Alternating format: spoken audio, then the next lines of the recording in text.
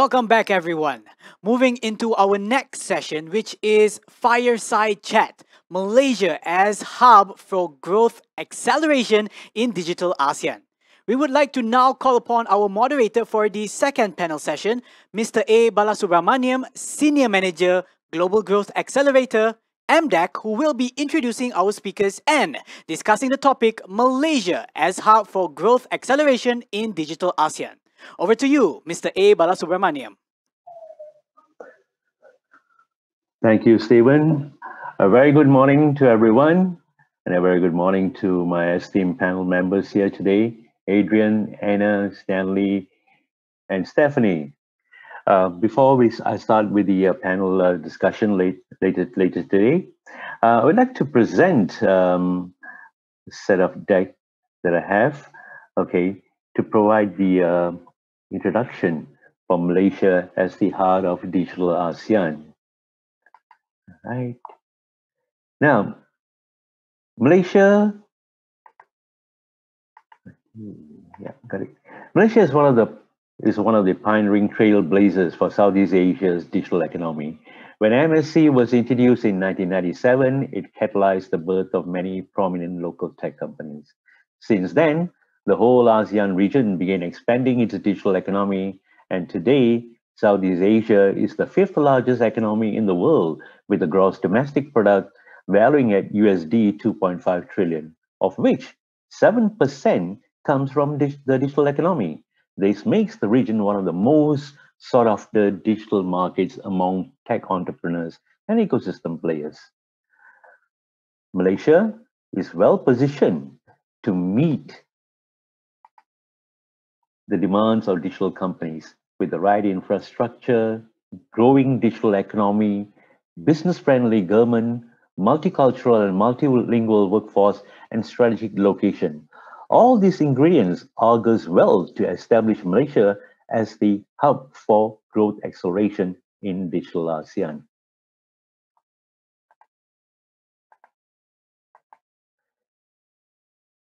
And to make Malaysia as a strong digital hub in ASEAN, MDEC has developed a lot of initiatives and incentives to assist the Malaysian startup ecosystem. Sitting at the heart of it all, where Malaysia is in this ASEAN region, and we have been doing a lot of work to develop the startup ecosystem. Over the past 4 to 5 years, Malaysia has taken serious strides to become a top tech destination for startups. We have introduced a range of initiatives and incentives that prioritize digital innovation and to enable tech companies to land and expand in Malaysia. And some of the initiatives and programs that we have developed are Malaysia Tech Entrepreneur Program, or well known as the MTAP visa. It prioritizes the entrepreneurial aspects of its applicants and how they can add value to the vibrant tech ecosystem of Malaysia. This allows the nation to further unearth and tap potential entrepreneurial talents that might have been looked over under normal circumstances. The next one is the Malaysia Digital Hub. Co-working spaces have evolved to become the hotbeds for tech innovation and a natural launchpad for many budding startups. As a result, the roles of the co-working spaces must also evolve. And yes, they have. They now play a pivotal role as ecosystem enablers that will shape the startup landscape in Malaysia. With this in mind, MDEC launched the Malaysia Digital Hub initiative in 2017 to support the development of co-working spaces and to ensure the startups based at these hubs can thrive to become regional champions. Via these hubs, the startups are able to connect with market access players, potential investors, potential mentors, upskilling opportunities, and among others that's available to them from the digital hub providers. Today, we have almost 19 co-working spaces as the Malaysia Digital Hub, serving close to more than 600 businesses.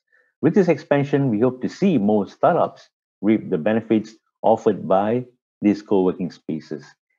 The other program is a corporate partnership program. It's a fast-track program that helps many organizations, allowing them to boost productivity and efficiency across all business operations. MDEC is in the epicenter of the startup ecosystem, thereby by bridging the opportunities that's available for the corporates and startups, we are able to resolve some of the most demanding corporate problems and increase their readiness for transition into Industry 4.0.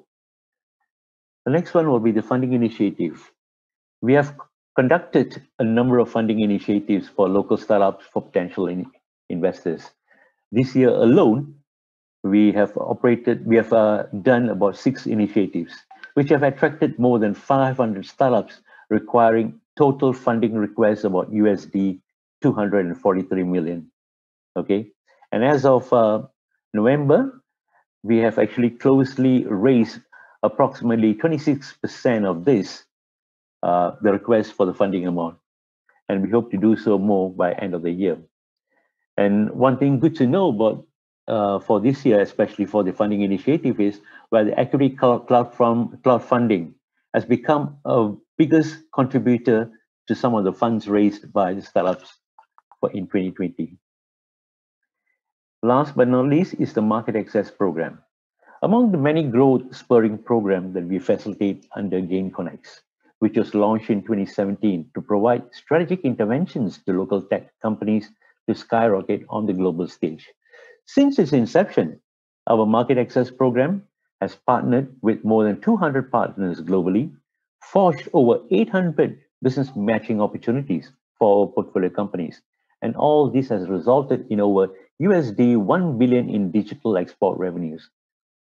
Especially for this year, despite the borders being shut, we have continued to assist our stable tech companies to expand globally. Our speed in adapting to the new norm has proven to bear fruit. To date, we have organized virtual market access programs for companies to expand into the Philippines, Taiwan, Indonesia, Vietnam, Japan, Russia, Australia, China, and Thailand.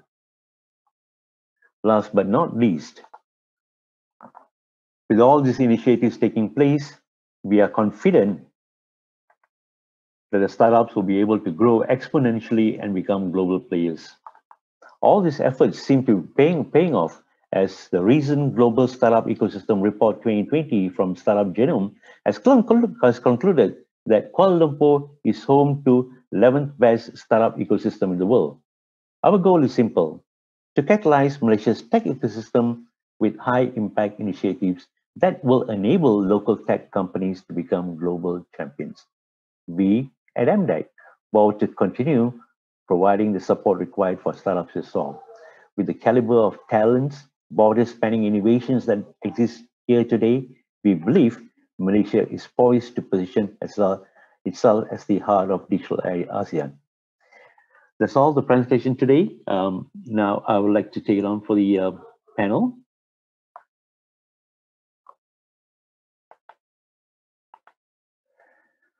Thank you. And with me, as I mentioned earlier, I have Adrian, the Investment Director of Kairous Capital, Anna Yamauchi, Executive Director of Lumirous, and Trembler too, right, Anna?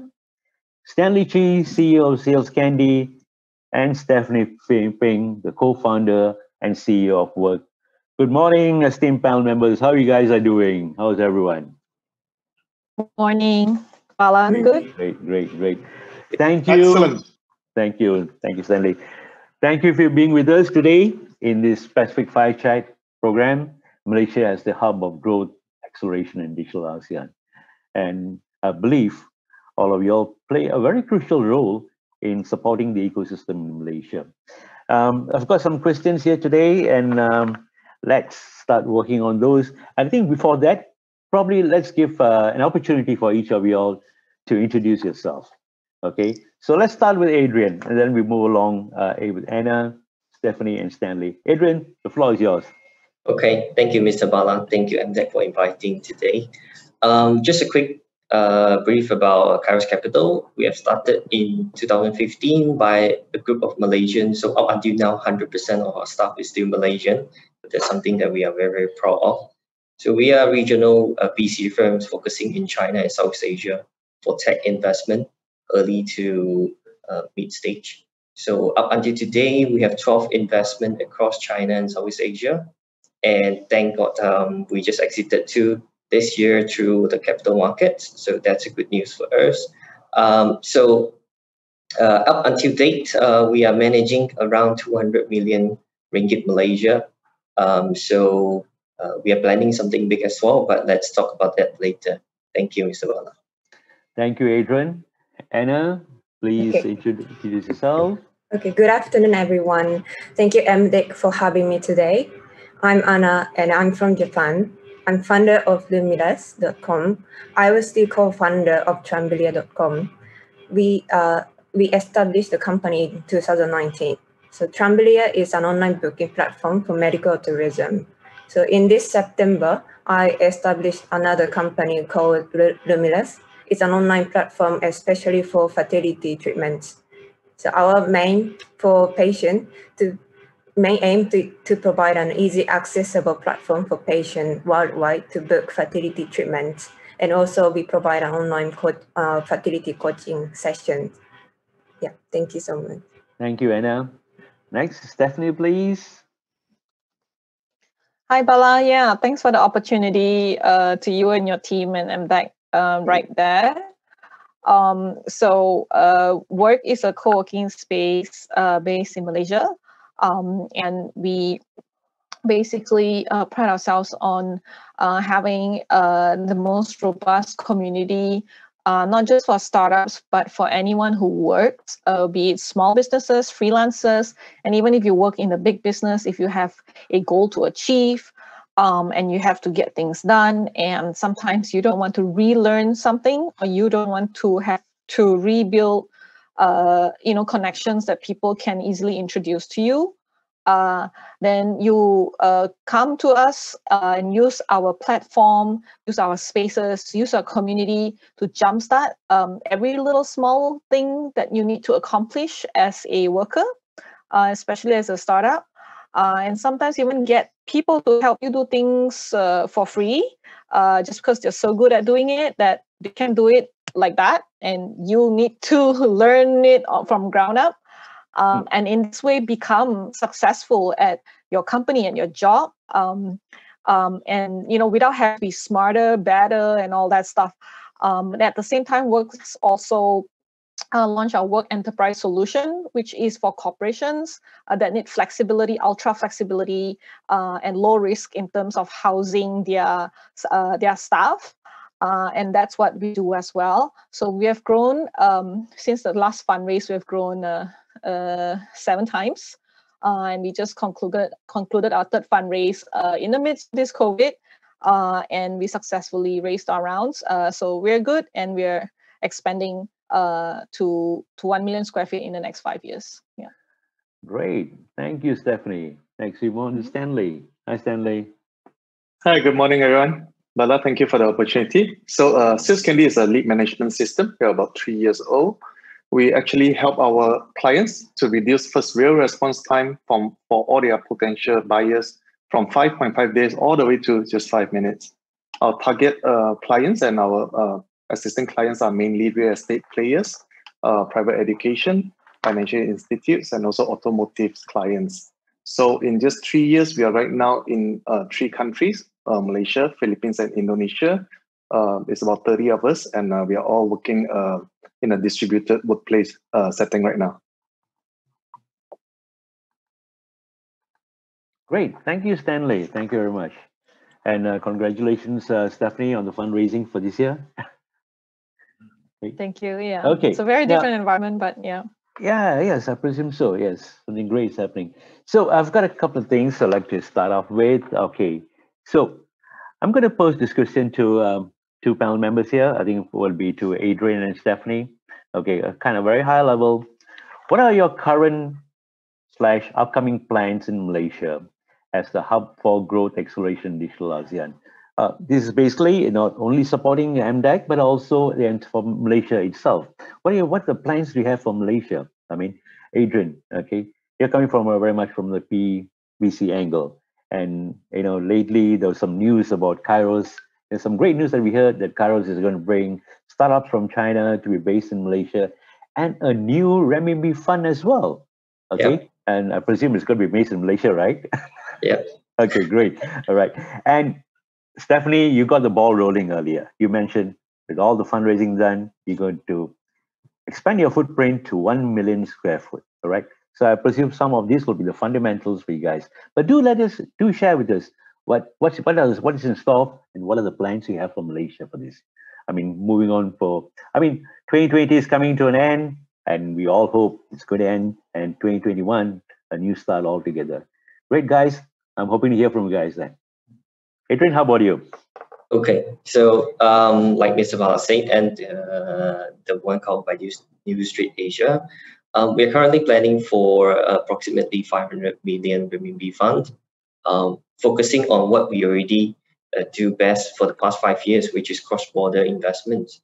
And our primary strategy is to invest in China and Southeast Asia and bring them to Southeast Asia to become the bridge between China and Southeast Asia. So that's what we have been doing for the past 5 years.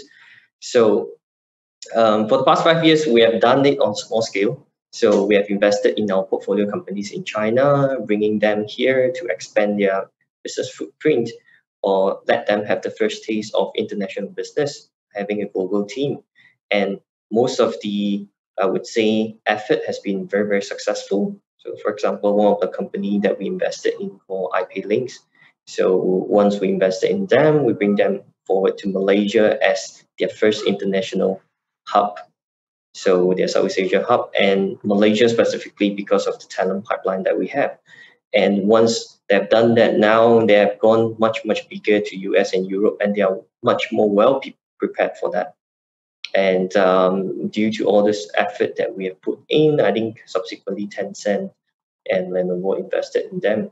So this has been the thesis that we have proven for the past 5 years, and then the upcoming funds that we're planning, we will sort of like scale that solution up.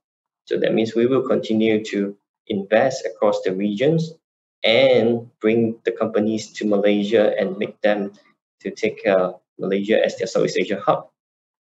I think that some things that we always take it for granted, it's the ability of Malaysian to adapt. And that is something we're born with it because we are living with so much diversity around us. And a lot of people doesn't realize that until they start to travel around. I always like to bring these examples, right? So when I bring one friend from Beijing to Malaysia to have sort of like a Chinese food, the first questions they always say is like, why your Chinese food tastes sweet? But in another way, when we bring Malaysian to Beijing and try their dish, probably the thought process they have is, I like your dish tastes like this. So that's a fundamental difference in that. It's that some of them who find it hard to adapt, they will question why things are different in different places. But for us, we just accept how it is and we learn how to navigate. So I think that's what we want to do in the long run. And this is a long-term strategy. So we plan to work with MDEC very closely for the next 5 to 10 years to execute the plan that we have. Yeah. Great. Thanks, Adrian. And also congratulations to Kairous as well. I mean, I've heard that you guys have done investment in Falsify as well. It's a Malaysian company. Lately, I think the news was out about a day or two. So congrats, you guys are making waves in Malaysia. And I'm glad you guys are planning big as well with the renminbi fund and also bringing Chinese startups to Malaysia. And yes, do tell the Chinese startups we are sweet in Malaysia as well, the entire ecosystem too. All right, all right. Stephanie, onwards to you, Stephanie. Yeah, Bala. I mean, like, I think with our expansion, it of course has aid in how we can support the ecosystem. We can just have more companies in our spaces, and then we've seen a lot of success stories come out of our spaces where, you know, people who attended, say, our network party, which is an assisted networking party where you come and then you're broken out into teams of 10, groups of 10, and our community managers will facilitate a networking where you tell them what kind of people you want to meet, and then they get exactly the people you want to meet, and then you do business from there. And all manners of this kind of stuff. We build community not just within our space, but with the people in the property development, who are not our customers, but we still consider our community part of the community. And then also people within that whole entire neighborhood, which we call them hyper-localized communities, to come to our space and use it as like a, local business meeting space to connect and collaborate. And that's when you get a lot of activity coming out and a lot of usefulness. And when this is built all over the hyper-localized places in Malaysia, we'll go to all the neighborhoods and we'll do this all over Malaysia, because Malaysia is not just a city center country. It's pretty spread out. So we can do this all over Klang Valley, all over even smaller cities like Malacca and so forth. So you can see the impact of how this is going to increase the effectiveness and productivity of all these companies, and just make them much more efficient and much more productive. So that's how we ultimately actually create a difference and increase the GDP this way, right? And when we have MTAP, when we can support the MTAP status, a lot of startups start that way. Entrepreneurs come into Malaysia with that kind of visa through the digital hubs statuses that we have. Then it really jumpstart a lot of things. And the successes that you hear would be people say, I come to your work, your networking party, and we couldn't raise funds. And then that's where we found our very first cornerstone investor. And from there, we grow to a 50-man team and more than that. We've got companies that grow too big. They grow out of our space. They still take, say, a Soho unit upstairs from us because they still want to be within the community. And you hear a lot of these companies like Bill Please and all that stuff coming out of spaces, and it's really good for the economy, I would say. Great. Thanks, Stephanie. Next, before I ask this question, I would like to, Anna has lived abroad in 5 different countries. Yes. Japan, Indonesia, US, and France, and UK. Yes. That's during her childhood? Yes. And also my study, yeah. That's right. Yes, great. So she decided to come into Malaysia through the MTAP in 2018. Okay. So first of all, Anna, why Malaysia? Why MTAP? What was that thing that attracted you to Malaysia? Because first of all, I was here as a Japanese expat in Malaysia. Then after that, I decided to start my business. It is because Malaysia has really good IT resources, and also they speak 2 or 3 languages. Definitely, like they speak Chinese, English, and Malay. So like if we want to expand, like I'm not only focusing on one region for my business. I want to be globally. My business want to be globally. So like if I establish the company in Malaysia, I have definitely more opportunity to grow my business rather than start up my company in Japan. So this is one of the reasons I chose to establish the company in Malaysia. Great. So you were awarded MTAP status in the year 2018, and that's where you started Trembler. And Yes. It's good to know that in 2020, during these times of pandemic and the COVID, you started another startup, Lumirous. So tell us how it came about. We know the story of Trembler. So how Lumirous came about? Like like when I was doing Trembler, it's an online booking platform for medical tourism. Then we expand partnership with 20 countries with 30 destinations within 2 years. Then when I was doing this business, I also find the potential growth of fertility treatments, not only in Malaysia but whole world. So that's that's why I want to make a website which is focusing on fertility treatments. And also, like, because of this pandemic, people cannot travel around overseas. Then Lumirous is also providing online fertility coaching session to not only Malaysia and in other countries. So even this pandemic, they cannot see friends, parents, or doctor physically, but we can connect with the patient with our online platform fertility coaching sessions. Okay, thank you, Anna. And while you've been an MTAP recipient, you started two businesses in Malaysia. So I suppose were there any challenges that you had to face in terms of the regulatory or lack of any other support when you came to Malaysia as an MTAP recipient, and during the process when you were starting up your businesses in Malaysia, were there any regulatory issues or lack of support that you faced, Anna? I would say one of the biggest challenge for me to expand is expanding my networking in Malaysia. So I usually use LinkedIn or participate in a startup event to expand my partner, like my networking. But MDEC has been providing me with great support by introducing me, the business opportunity and connect, potential partnership. So yeah, they've been helping me a lot. It's quite difficult. Like for me to start the business in Malaysia, but also they've been helping. MDEC has been helping me a lot. So I'm really really happy that I established my company in Malaysia. I'm very satisfied. Yeah, thank you. Thank you very much, Anna. Next, we move on to Stanley. I was told in year 2017, this gentleman with 30 to 40 slides, PowerPoint slides. Okay, he went to meet up with an equity crowdfunding platform operator. Okay, he didn't have any minimum viable product in place. He didn't have any prototype, any POC. He only had that slides. Okay, and he managed to convince the operator, and he managed to convince some of his potential clients, and he successfully raised 1.5 million ringgit Malaysia in the ECF campaign. And prior to that, he was also very much involved in the gaming industry. Stanley, do tell us about your story. Thank you, Bala, for reminding me about the beginning.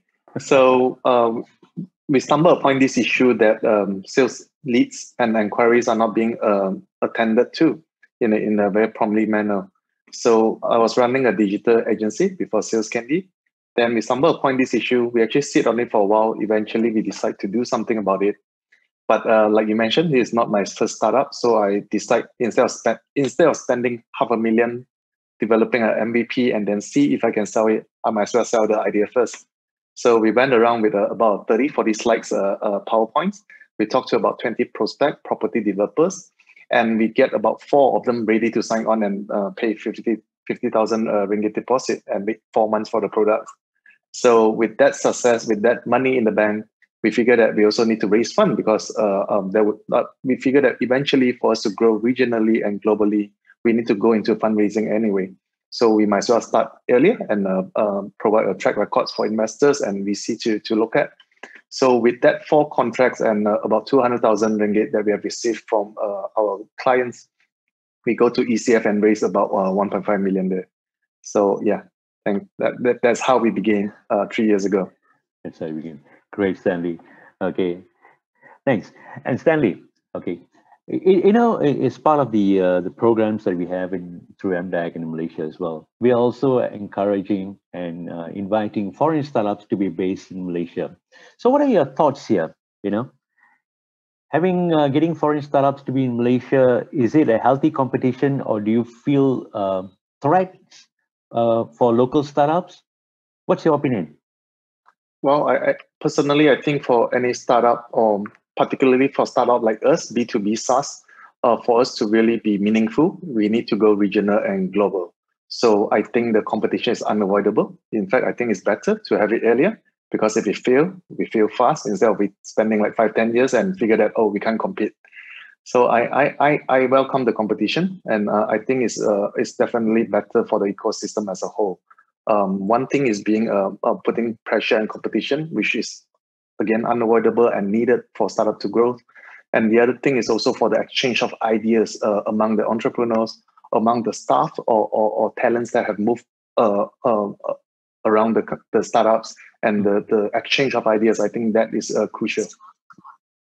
Okay, great. Okay, next question is to Adrian and Anna. Okay, in what area that foreign startups can collaborate with local startups? Okay, well, I would like to hear your viewpoints here. Let Stephanie go first. Adrian, Anna, yeah, anyone can jump in as well. Okay, so I'll go first. I think the first things that they can do is, of course, local market understanding and also market access, because a lot of times local startups have established that kind of business relationship with the potential clients here. So what they are lacking is probably the diversity of the solutions or the sophistication of the solution itself. And this is something that we can always leverage from the foreign startups. So we work together, it becomes agents or also like partners for them in the local market. Because a lot of times when startup pitch to us, because we have been in China market for the past 5 years, a lot of the solutions we have seen before, and we don't think we should reinvent the wheel, mainly because first, we don't have that kind of market size to continue to fuel that products into something that could be equivalent to the large foreign startups where their home market is much bigger. They can have a bigger product team or R&D team to kind of like fuel that kind of product development. So why not we find the gap between each other and then work together better? So that's what we find that will work best. So when we bring over some of our Chinese investees coming over, we always try to bridge them with the local startups, because everyone can leverage on the strengths and then just to close each other gaps in terms of their weaknesses. So I think local market understanding and market access will be the key things that foreign startup can put together with the local. Yeah. Thank you, Adrian. So local market understanding and market access will be the keyword. Great, thanks.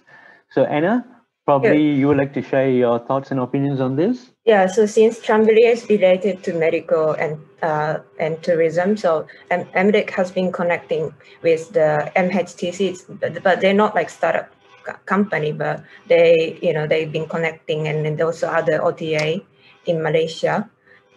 So, and also maybe this is maybe off the topic, but because Malaysia is a diversity country, and then not only connecting many different ethnic and religion, and also Adrian have mentioned before, but gender diversity as well, like language, and then also gender diversity. So Malaysia has a definitely more opportunity rather than Japan for the IT startup company. Yeah, and Malaysia is a digital startup hub because we have high skill IT and talented resources. So, and also we can access to the neighborhood countries. Yeah, so yeah, I changed the topic, but yeah. All right, no problem. Yeah. Okay, thanks, Anna. Okay, on the same note to Stephanie, but with a bit of a twist there. Stephanie, we know for a fact WORQ is going to expand probably 1 million square feet in terms of footprint, a co-working space and all that. But would you be having any specific or niche features,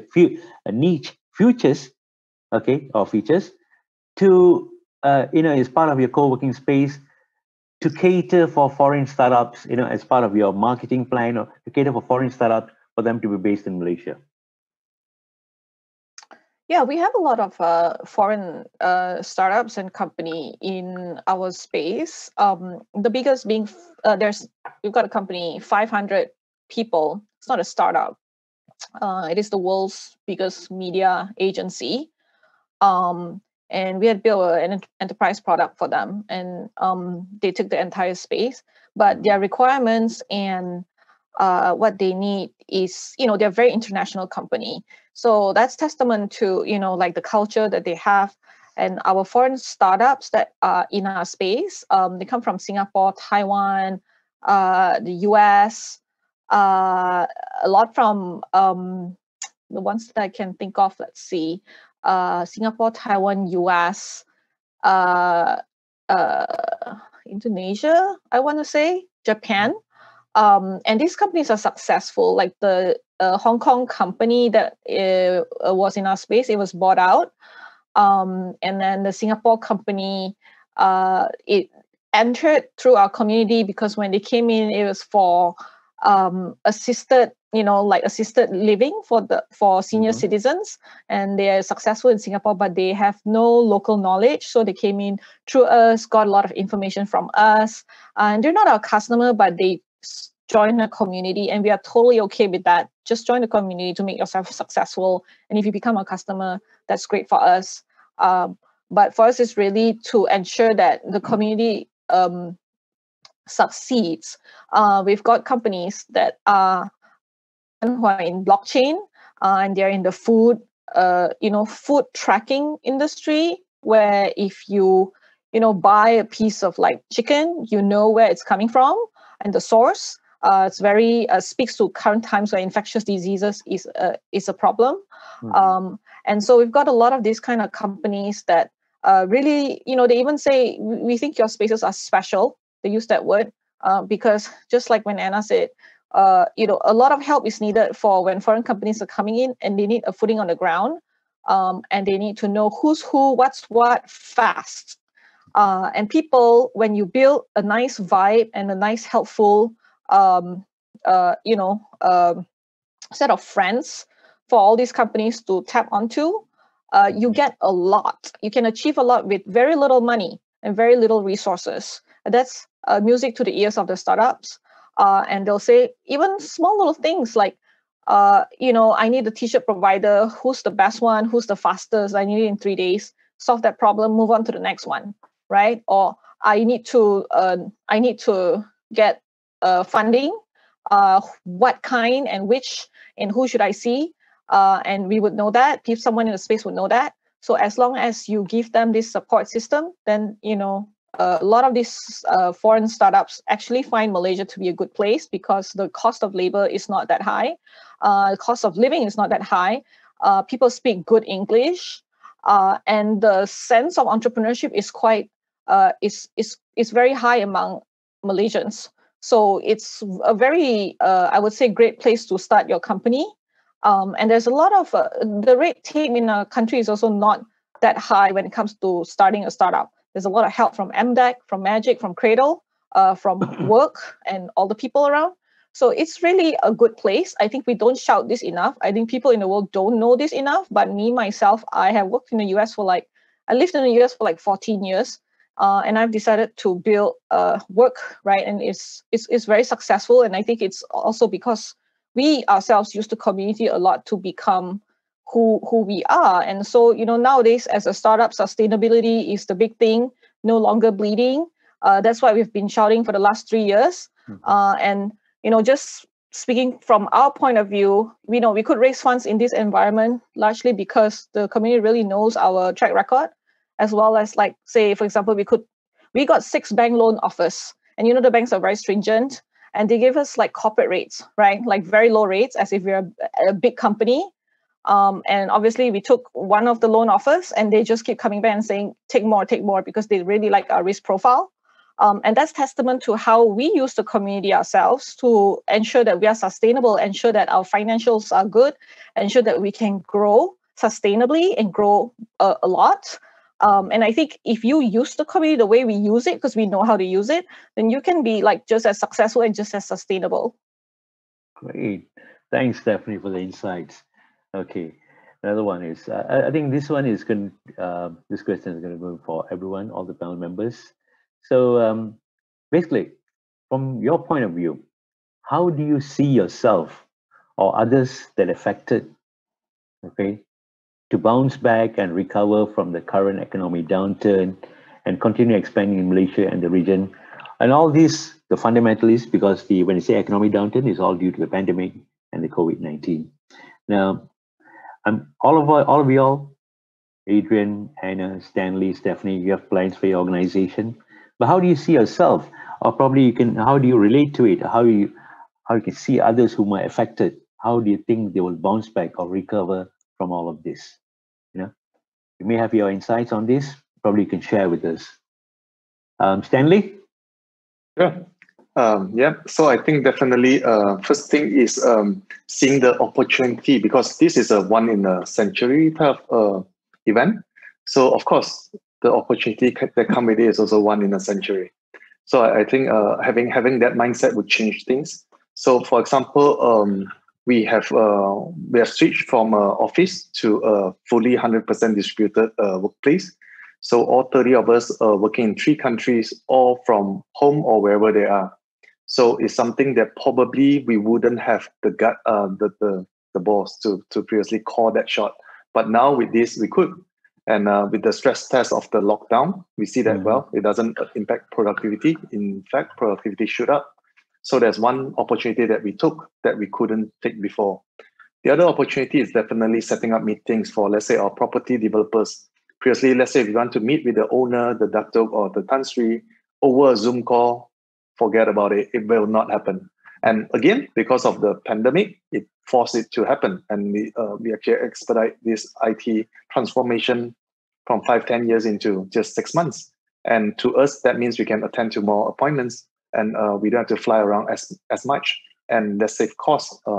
Yeah, so I think it's looking at the possible opportunity that could never be found without the pandemic. Yeah, and I bet there's plenty out there. Thank you, Stanley. Anna, how about you? Yeah. So from my point of view, I think this COVID-19 crisis actually a good experience for a startup business. Like, of course, we suffer a lot, but I think this way, like positive way. And yeah, and because everyone is urged to stay home, so it has faced customers' behavior. So it is amplifying the adoption of new technologies as well. So therefore, I'm running an IT startup. I think it will help my business expand. So because Lumirous provide online fertility coaching sessions, patients all around the world. So during this crisis, so people cannot see, as I mentioned before, people cannot see their friends and parents. So we can provide the online coaching sessions. Then as a Japanese, like every 5 years or something, like we have national disasters. Like in 2011, we had a massive tsunami and earthquake. But and it affect economy a lot, Japanese economy. But eventually, we overcome. So I'm so sure, like everyone, like whole world suffer this pandemic, but we can, get through this. Yeah, this is my opinion. Thank you, Anna. Adrian, how about yourself, Adrian? Yeah, I really like what Stanley just said, right? I think we are pretty much similar in that sense. So I still remember back in January when the thing hits China and it started to spread. Actually, I was kind of like having a debate with some of my friends back in the US, saying that, what I see is in an unfortunate event, let's hope it doesn't spread out of China, because the geopolitical situations across the world might react very differently as compared to China, where they can go really full force on that. So, but that means we are starting to keep a very close monitoring on the situations, whether it will break outside of China.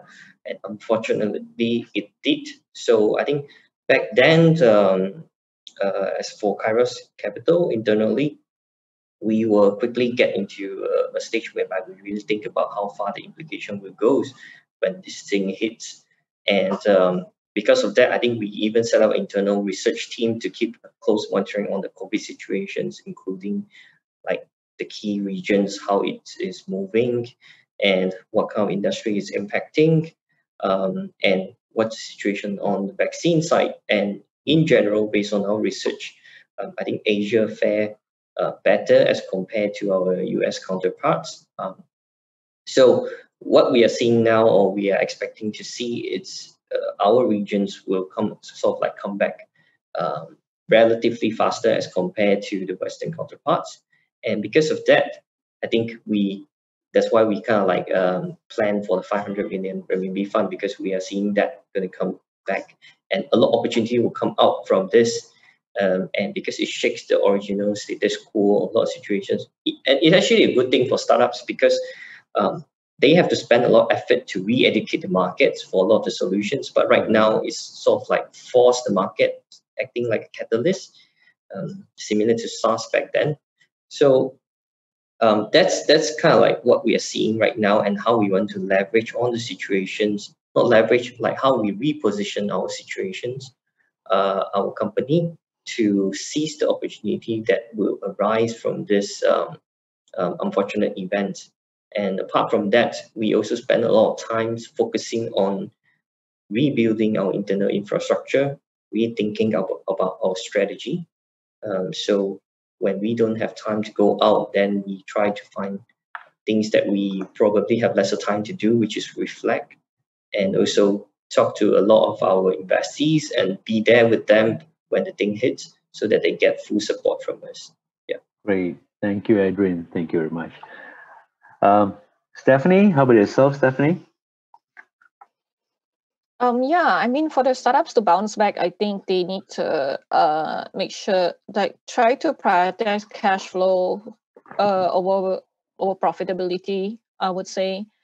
So, you know, if you see during the great financial crisis in the US back then, they do pretty drastic things like sell at cost to recoup the cash flow, and really not think about the profitability of selling that product, because just raise cash that way, and all that.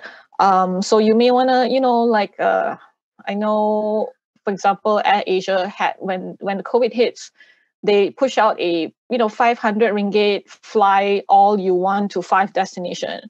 That kind of promotion will help in terms of cash flow. You know, work with your suppliers to ensure that they help you restructure a lot of these things. And people don't want to see you fail. So, you know, pick up the phone. I think picking up the phone is very important for the startups, and to ensure that they get conversation going wherever they need help, and just say so, because I think everybody understands that this is a global situation. And if you just tell your suppliers, they will understand and they will get it, right? Like, so for us, we have our uplift program where we reduce the price a lot for the SMEs who need it. We have our rebate programs for the companies in our spaces, especially those that need it. And then we announce it really fast. MCO hits, the next day we announce it to everyone. So ensure that they get the help and they get it fast. And then the other thing is to take this as an opportunity to become much more resilient, because in a downturn, yes, a lot of players will go down, but if you emerge as the player that survived, then if you think about it, all your competition is sort of gone, and you are now maybe one of the few. So you really got to plow through, because it's either lose everything or be the winner of all. So let that be your motivation to be the winner of all, right? The motivation to say, this is a downturn, and an opportunity to remain strong will really bring me a lot more opportunities after this. Now, if everybody survives on this, it will be great. That's what we hope for everyone. But just let that be your guiding post, so that you have the motivation to do whatever it needs to get through this, and then you will get through it. Great, thank you, Stephanie. And let's keep our fingers crossed to ensure that everyone goes through this economic and pandemic situation and they come out the best. All right, so before we go on to the Q&A section, I've got one more last question. And again, to all 4 of you, okay, this is going to be like this: how MDEC or other government agencies can support in your planned programs, okay, for the future. Okay. Probably Stanley first. All right. I think previously we mentioned that we are in Philippines and in Indonesia, and that wasn't by coincidence. It's because we actually participated in the MDEC Expand program. So that helped a lot in, like what Adrian said, local market understanding. So I think that is something that is important for us to grow that, to see a product market fit, and to actually start talking to the right people in that market. So I think something similar would be definitely helpful. Of course, we have to also take into consideration about the limitation on traveling right now, and how could we actually reshape that into gaining local market understanding, but without the traveling. I think that would be something that is helpful for SalesCandy as a startup. Right. Thanks, Stanley. Anna, how about you? Yes, so like MDEC, actually the Malaysian government is very supportive, and then they provide MDEC visa, like which I'm holding. Then, and it helps, break through and allow foreign IT startup founder to enter the Malaysian market. Yeah, so they've been helping the foreigner IT startup and IT founder very much. Okay. Thank you, Anna. Adrian, coming from the investment community, what kind of support are you looking from MDEC or the government? Great. I think, first of all, I think MDEC has been doing a terrific job in that because we've been working closely to connect to the local ecosystem so far. Because you guys are the single contact windows that all the stakeholders in the ecosystem goes to. But moving forward, I think we sort of like planning to work more closely with MDEC, especially on the part that we can work together, which is the China cross-border part. So, for example, the local ecosystem team will be the one that we talk to when we bring the people over here, and we can talk to MDEC China team as well, focusing on understanding the tech scene in China and who are the people that you guys are trying to aim at. I think that's one. I think secondly, it's also funding. So for example, government are trying to plan for a lot of fundings in the ecosystems. But I think moving forward, we need more data-driven funding and more precise funding in the ecosystems and really understand the positioning of Malaysia market. So when I say that, it's mainly because we have seen a lot of reinventing the wheel kind of startups sometimes in the scene. And we think that if we really want to plan ourselves better for the futures and for startup as well, we really have to go back to the drawing board and rethink how can we have companies that can grow beyond the Malaysia market, and to do that, it's like how we should position ourselves. So thank you. Yeah, great. Yeah. Nice, Adrian. Especially, I like your thoughts on the data-driven investment. Okay, I think it's something that let's take it offline. All right. Okay, Stephanie, how about yourself, Stephanie? Yeah, I mean, I think the government, I think MDEC Cradle Magic does a fantastic job in helping the ecosystem. But I think all three of the agencies can probably be the conduit to rally all the other government agencies to kind of descend upon startups that are going to scale up, that are doing well, and also that are sustainable to go to the next step, right? And I think you see this a lot in Singapore, where there's almost like a descending upon of when they identify, right, a local Singaporean startup that has it, they get a lot of help. What do you need? Visas? What do you need? Funding? What do you need, right? And they get all of that. Now, of course, when they go out of Singapore, they become less resilient because they never, with a lot of help, certain muscles are not built. But I think Malaysians do not have that problem. So you don't have to worry about them building resiliency. Malaysian companies are already very resilient and very adaptable, like Adrian and Anna and Stanley had alluded to. So no worries there. So you can absolutely find these companies. But like I just said, data-driven, do your due diligence, because I think a lot of startups, they come and go. And you want to make sure that you want to support the ones that are going to be around, that are resilient, that are not just all hype, right? Because I think in the past, there's all these stories about grow at all costs. And that's kind of a frenzy over there. But people need to practice discipline, and they need to see, just because everyone else is saying that, is that really making sense? And see the founders and see what they're achieving, and are they growing consistently, and are they delivering? They don't have to talk too much, right? It's your job to do the due diligence, to find these companies. And in fact, if they're talking too much, sometimes they're not doing enough work to get the startup to a better space, right? So those companies, if they can sort of descend upon and really help them, I think it would create a great story for Malaysia. And then when these startups succeed, then you'll get more startups coming in. Thank you very much, Stephanie. Okay, so now we are going to the Q&A session. We've got some 3 questions there. All right, so I'll go for the second one first. how Malaysia can improve in terms of policy that would be friendlier to startups and investors. I believe I did present some programs that are basically, the initiatives and incentives are friendly for startups and investors. And there's not only one program, there's got multiple programs as well. And how some of the panel members did speak about the policies that's currently in place in Malaysia, pretty much friendly for startups and investors. But, I would like to throw this question out to the panel members there. Do you have any other additional things that you would like to answer to support this question? Or to answer the question, I would rather? Probably I'll jump in. Yeah.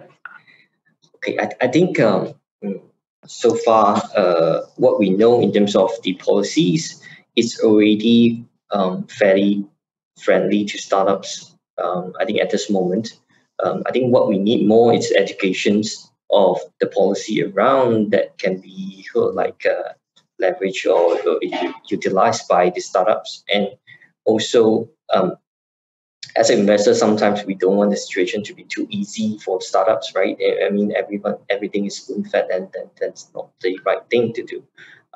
But I think in terms of the shout-out marketing, which MDEC has been doing increasingly more and more lately, I think that will help a lot in terms of letting the startups and investors know what the policy around to be utilized. I think that would be great. Okay, thank you, Adrian. The other question is, how scalable is Malaysia as a market for tech investors? Or is the approach more to act as a hub for access into ASEAN markets? Probably just let me give you a couple of update here first. Malaysia, I mean, in terms of scalable, yes, it's growing in terms when it comes to digital businesses. Okay, and as I mentioned earlier, we are strategically located in the heart of ASEAN.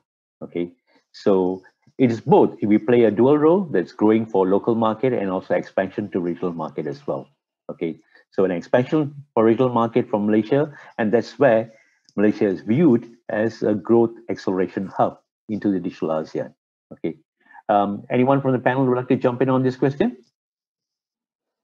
I can, if you guys don't mind, I'll take that. Please. Yeah, I think Malaysia. Firstly, if you want to see the local market and then you want to see it as a hub, those two different points. As a local market, it can be a big market. Population-wise, it's not as big as Indonesia and that kind of stuff. But if you know how to build market, if you see Amazon, they are not in terms of their e-commerce is not in other countries, and they're concentrating a lot on the United States, and there's a reason why they're doing that. And it's not just because the term global does not necessarily have to mean successful. Amazon is a very successful local United States only company, and the business model requires that. And so you want to be smart about it. Right. So the other thing is that in Malaysia, if you see the previous company I worked for, Axis REIT, they knew how to scale in KL and then all the other industrial hubs, and because of the business model of acquiring industrial properties, which there are many to acquire from in Malaysia, they became they grew from like 1 billion fund 2 to 3 and so forth. And similarly, WORQ is done that way, where we can grow from not just in KL, because there's just one KL in Malaysia, we grow all the way down to all the smaller cities, and that in itself can make Malaysia a very big market if you can service everybody in Malaysia, let's just say. And if it's a mass market model, right? True. And if your model works, like say Amazon, then they can bring it to the next country, but make sure your foothold is strong, right? And then that makes sure your model works. And then you, like for us, because we go to suburban places, we can go to places like Indonesia, China, anywhere where there's suburban business model, suburban areas, and it will just work there. But of course, as a hub, for some businesses, you do want to be global, if that makes sense for your business, right? So like business like Facebook needs to be global, and they switch it on. It goes to it's very different from like say Grab and Uber, which essentially you got to go onto the ground and onboard all these companies. It's very much a local business actually. So like the deployment in one country is a lot slower than say like the Facebook. So to use Malaysia as a hub is actually a really good place, just because all the stuff that we already said. in terms of the language, the cost, the help of MDEC and all these other ecosystem players. And if you need to operate a lot of services out of Malaysia, it makes a lot of sense. So I think both works. It depends on your business, actually, at the end of the day. Thank you, Stephanie. And I think that probably the last question that we took. We are coming almost to, I think we have gone past the time allocated for us. I would like to take the opportunity here to thank all my panel members, Adrian, Anna, Stanley, Stephanie. Wishing you all the best. And for the viewers out there, do reach out to us at www.mdec.my to explore our programs, collaborations, and news about the growth of a digital economy in Malaysia. With that, all the best. Thank you, everyone. Thank you, everyone. Thank you, Bala. Thank you, guys. Thanks, Adrian, Thank you. All the best. Anna, Stanley, Thank you. and A very energetic session delivered by dynamic thought leaders indeed. Thank you, Mr. A. Balasubramaniam and the speakers for that intriguing session. Ladies and gentlemen, we shall now take a break from our session and resume later at 3 p.m. for the topic, Hey Look, We Have Talent. Stay tuned.